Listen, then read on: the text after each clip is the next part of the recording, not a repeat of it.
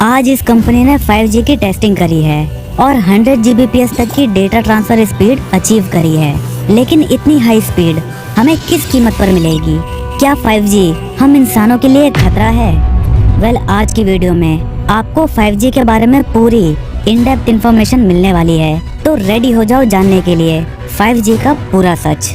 आज 121 करोड़ की आबादी वाले भारत में करीब 81 करोड़ लोग मोबाइल फोन का इस्तेमाल करते हैं और उनमें से लगभग 55 करोड़ लोग मोबाइल इंटरनेट का इस्तेमाल करते हैं। 2017 की एक रिपोर्ट के मुताबिक एक इंसान एवरेज करीब 11 GB तक का डेटा हर महीने इस्तेमाल करता है। जैसे 1 घंटे की ऑनलाइन गेमिंग से 20 MB तक का डेटा यूज हो जाता है। एक गाने से 5 से 10 MB, 1 घंटा यूट्यूब, नेटफ्लिक्स या ऐसी ही किसी हाई रेजोल्यूशन वीडियो वेबसाइट से 300 से 400 MB डेटा और एक ईमेल से 30 से 50 KB तक का डेटा इस्तेमाल होता है। और ऐसे ही रोज डेटा का इस्तेमाल करते करते एवरेज एक यूजर हर महीने करीब 11 GB डेटा का इस्तेमाल कर लेता है। भारत में इसकी सबसे बड़ी वजह तो जियो ही है, लेकिन आज हम इसकी वजह पर बात नहीं करने वाले। अगर आप एक वर्ड फाइल बनाते हो और उसमें मेरा नाम अतुल लिखते हो तो वो फाइल 4 बाइट्स की बनेगी। एक लेटर 1 बाइट का बनेगा। तो आप सोच सकते हो कि 500 से 800 MB की मूवी में कितनी सारी इन्फॉर्मेशन होती होगी और आप उसको एक क्लिक करके विद इन मिली सेकेंड्स देख पाते हो। और इसी प्रोसेस को पूरा करने के लिए काम करता है इंटरनेट का टॉप मोस्ट पर्पस इंफॉर्मेशन को सोर्स से डेस्टिनी तक पहुंचाना है और इस काम को बिना किसी लेटेंसी से करने का तरीका है अगर हम इस इंफॉर्मेशन को स्पीड ऑफ लाइट से ट्रेवल करा सके तो। लेटेंसी का मतलब है जैसे आप अपनी आंखों से किसी ऑब्जेक्ट को देख रहे हो तो आपकी आंखें उस फोटो की इंफॉर्मेशन को नर्व सेल्स की मदद से आपके दिमाग तक भेजेंगी।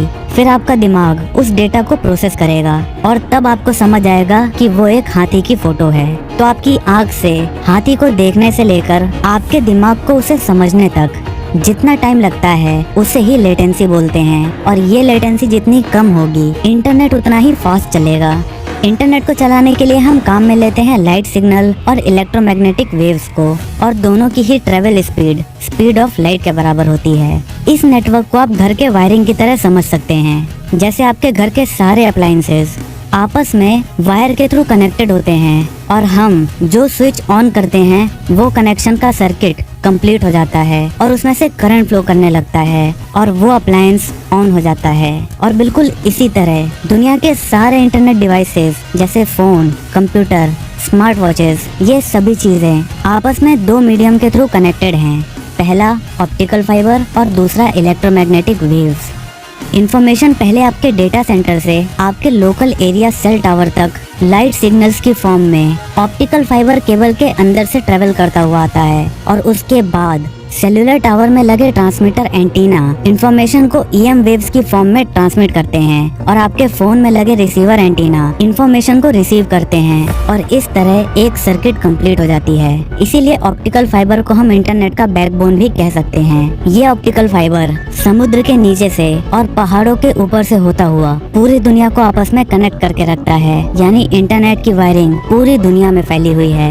हमारे इंटरनेट की speed mainly cell tower technology और उसकी इलेक्ट्रोमैग्नेटिक रेडियो वेव्स की फ्रीक्वेंसी और बैंडविड्थ पर डिपेंड करती है।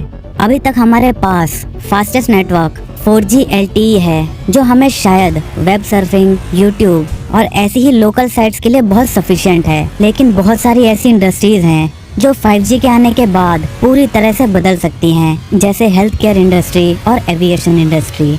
इंडिया में करीब 1000 लोगों पर एक डॉक्टर है और अगर हम रूरल एरियाज की बात करें तो वहाँ पर एक अच्छा डॉक्टर ना हो पाने की वजह से काफी लोगों को अपनी जान गंवानी पड़ जाती है। और 5G अगर इन जगहों तक पहुँच जाता है तो डॉक्टर क्लिनिकल वेरेबल और हेल्थ मॉनिटरिंग डिवाइसेस की मदद से डॉक्टर उस पेशेंट को रिमोटली एग्जामिन कर सकते हैं और ये बिल्कुल रियल टाइम में हो पाएगा। आज अगर हम 4G की मदद से ऐसा कुछ करने की कोशिश करेंगे तो 4G की लेटेंसी करीब 300 से 400 मिलीसेकंड्स की है, लेकिन वहीं 5G की लेटेंसी घटकर केवल 30 से 40 मिलीसेकंड हो जाती है। जैसे अगर वो डॉक्टर अमेरिका में बैठ के इंडिया के गांव में किसी इंसान को ऑपरेशन करने के लिए कट लगाएगा तो अमेरिका में कट लगाने के 30 मिलीसेकंड बाद ही यहाँ इंडिया में इंटरनेट से जुड़ी मशीन वही मूवमेंट 30 मिलीसेकंड बाद परफॉर्म कर देगी। यानी वो मशीन डॉक्टर के मूवमेंट को बिल्कुल रियल टाइम में कॉपी कर पाएगी। अब आप में से जो पबजी खेलता होगा उसे पिंग के बारे में तो पता ही होगा। अगर गेम में पिंग ज्यादा होती है तो हमारा गेम बहुत लैग करता है और हम किसी को मारते हैं तो वो रियल टाइम में तो वहाँ मौजूद ही नहीं होता, इसीलिए हमारा एम करना लगभग इम्पॉसिबल हो जाता है। लेकिन अगर पिंग 30 से 40 मिलीसेकंड के बीच में होती है तो हम आसानी से गेम खेल सकते हैं। 5G टेक्नोलॉजी के बारे में अभी तक हम बिल्कुल श्योरिटी के साथ कुछ नहीं कह सकते, ये टोटली कंपनीज के ऊपर डिपेंड करता है। मगर जिन कंपनीज ने अभी तक 5G की टेस्टिंग करी है, आज हम उन टेक्नोलॉजी की बात कर सकते हैं। मिलीमीटर वेव्स 40 गीगाहर्ट्ज से 300 गीगाहर्ट्ज, ये वो बैंडविड्थ है जो आज तक किसी भी टेलीकॉम कंपनी ने यूज नहीं करी है और 5G टेक्नोलॉजी में इसी बैंडविड्थ की फ्रीक्वेंसी का इस्तेमाल किया जाएगा। ज्यादा बैंडविड्थ होने की वजह से हम ज्यादा से ज्यादा डिवाइसेस को सेम टाइम पर कनेक्ट कर सकते हैं, लेकिन ये मिलीमीटर वेव्स ज्यादा डिस्टेंस तक ट्रेवल नहीं कर सकती। बिल्डिंग्स, पेड़ या फिर कोई भी सॉलिड चीज इनको ऑब्जर्व कर सकती है, जिससे इंफॉर्मेशन लॉस हो सकता है। अब इस प्रॉब्लम को सॉल्व करने के लिए छोटे छोटे सेल टावर्स को एक दूसरे से काफी नजदीक इंस्टॉल किया जाएगा और ये एक सिग्नल को एक बीम की फॉर्म में डायरेक्टली अपने टारगेट फोन तक पहुंचा पाएगा। Number 2, multiple input multiple output. जो भी डेटा सेल टावर्स ट्रांसमिट या रिसीव करते हैं उसमें मेन रोल टावर में लगे एंटीना का होता है। आज एक टावर में लगभग 10 से 13 एंटीना लगे होते हैं, लेकिन 5G के टावर्स में ये बढ़कर करीब 100 के आसपास हो जाएंगे। Number 3, full duplex. पहले मोबाइल फोन्स में एक टाइम पर एक ही आदमी बोल सकता था और दूसरा आदमी केवल उसकी बातों को सुनता था, इसीलिए ओवर एंड आउट जैसे कोड वर्ड का इस्तेमाल किया जाता था ताकि सामने वाले इंसान को पता चल जाए कि उसने अपनी बात कंप्लीट कर दी है। क्योंकि बेसिक एंटीना एक टाइम पर एक ही काम कर सकता था, या तो ट्रांसमीटर का या फिर रिसीवर का। इसको आप रेल ट्रैक की तरह भी समझ सकते हो, यानी अगर एक ही ट्रैक पर आमने सामने से 2 ट्रेन आ जाती हैं तो वो सेम ट्रैक से सेम टाइम पर नहीं निकल पाएंगी। लेकिन फुल डुप्लेक्स में हम एक सर्कुलर बाईपास क्रिएट कर देंगे और वो टकराने के बजाय अलग अलग ट्रैक से पास हो जाएंगी। 5G के आने से पहले काफी साइंटिस्ट और रिसर्चर्स 5G टेक्नोलॉजी को ह्यूमन हेल्थ के पर्सपेक्टिव से काफी क्रिटिसाइज कर रहे हैं और इसके कई कारण हैं। हमारी बॉडी की स्किन जो कि एक एंटीना की तरह काम करती है, जो सिग्नल को कंटिन्यूअसली ट्रांसमिट और रिसीव करती रहती है, और अगर इस सिग्नल की फ्रीक्वेंसी ज्यादा हो जाए तो ये हमारे DNA या स्किन सेल्स को भी डैमेज कर सकती है। कुछ दिनों पहले ही डॉक्टर्स, साइंटिस्ट और इन्वायरमेंटल ऑर्गेनाइजर्स ने मिलकर तुरंत 5G के डिप्लॉयमेंट को रोकने की मांग की थी और उनका कहना था कि 5G ह्यूमैनिटी के साथ एक एक्सपेरिमेंट है और ये इंटरनेशनल लॉ के तहत एक क्राइम है। और उनका कहना है कि MM वेव्स का इस्तेमाल क्राउड को स्टैटर्ड करने के लिए किया जाता था। इन MM वेव्स से लोगों की स्किन में एक तरह की जलन सी पैदा होने लगती थी, जिसकी वजह से भीड़ बिखर जाती थी। ह्यूमन बॉडी में हमेशा इलेक्ट्रोमैग्नेटिक सिग्नल के थ्रू इंफॉर्मेशन ट्रांसमिट और रिसीव होती रहती है और जब तक इसकी फ्रीक्वेंसी बैलेंस होती है तब तक हमारी फिजिकल और मेंटल स्टेट नॉर्मल बनी रहती है।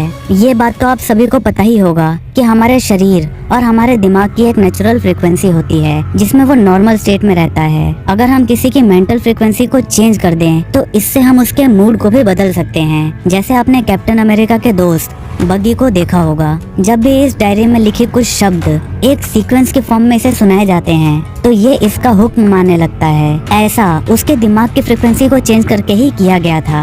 और साइंटिस्ट का कहना है कि 5G की frequency human electromagnetic electrical communication system को इम्बैलेंस कर सकती है और इस तरह ये एक इमोशनल, मेंटल, फिजिकल या फिर साइकोलॉजिकल डिसीज का कारण बन सकती है। हमारा दिमाग एक फ्रीक्वेंसी बैंड के अंदर काम करता है। अगर किसी एक्सटर्नल वेव की फ्रीक्वेंसी इस बैंडविड्थ के अंदर चली जाती है तो इससे किसी के ब्रेन पर्सपेक्टिव को एक्सटर्नली चेंज किया जा सकता है, यानी किसी के दिमाग में उसकी समझ को चेंज किया जा सकता है और लोगों को एक्सटर्नली इन्फ्लुएंस किया जा सकता है।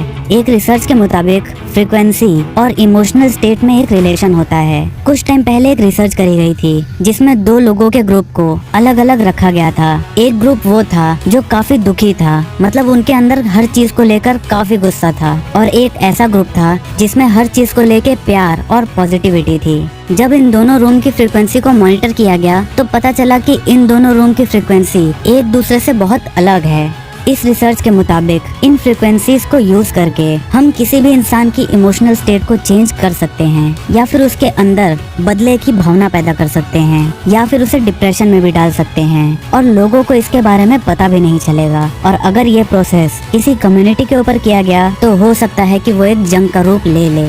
आपको शायद सुनने में ये बातें बहुत ही अजीब लग रही होंगी और शायद इन पर यकीन भी नहीं हो रहा होगा, लेकिन आप में से जो भी हमारी साइंटिफिक माइंड फैमिली को पहले से जानता है और हमारी सारी वीडियोस को देखता है, उसे इस साइंस को समझने में ज्यादा प्रॉब्लम नहीं हुई होगी।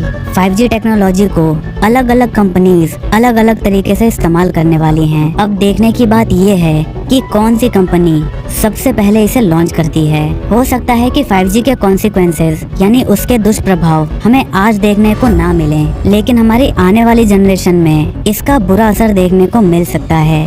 आज 5G टेक्नोलॉजी की सबसे बड़ी कॉन्स्पिरेसी में से एक बन गया है और इसका फ्यूचर क्या होगा ये अभी कहा नहीं जा सकता। अगर वीडियो काम की लगी तो इसे लाइक करके अपने दोस्तों के साथ शेयर करना मत भूलना, और अगर चैनल पर नए हो तो सब्सक्राइब करके घंटे वाले बटन को दबाना मत भूलना, क्योंकि हम ऐसे ही ज्ञान बांटते रहते हैं।